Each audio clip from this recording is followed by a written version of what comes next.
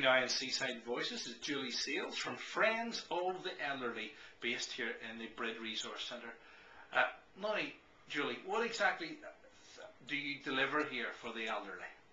Friends of the Elderly is a charitable organisation that's been running for about 10 years now. I think this is our 10th anniversary year.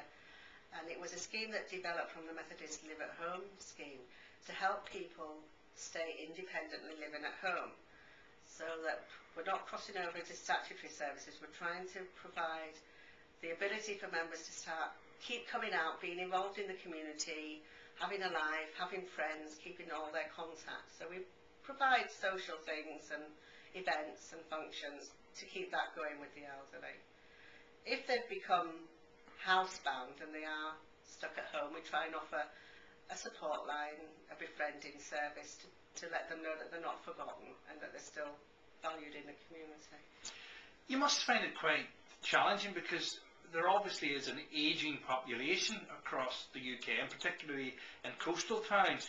How are you coping with demand?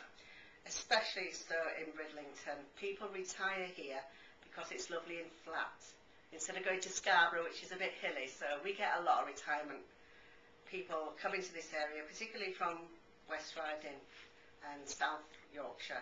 They retire here. It seems a good idea at the time when people do retire to Bridlington, but often as not, they will lose a partner once they've retired here, and all their support and relatives are back in, so they become cut off in the locality, and usually they're on the estates on the outskirts of Bridlington, where the transport system isn't too good, so they get cut off out in the estates.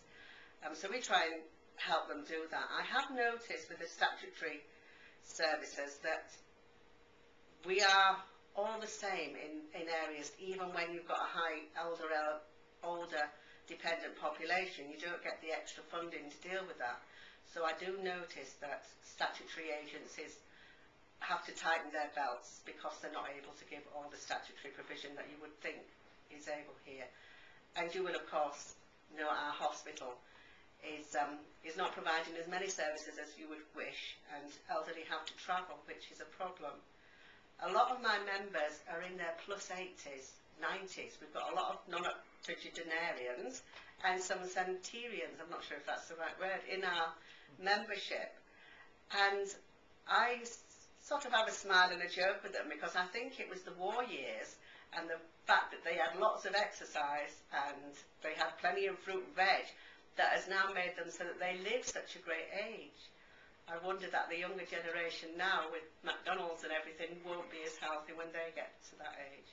So they are a good sized population, and it's just the bit of mobility that keeps them fastened at home.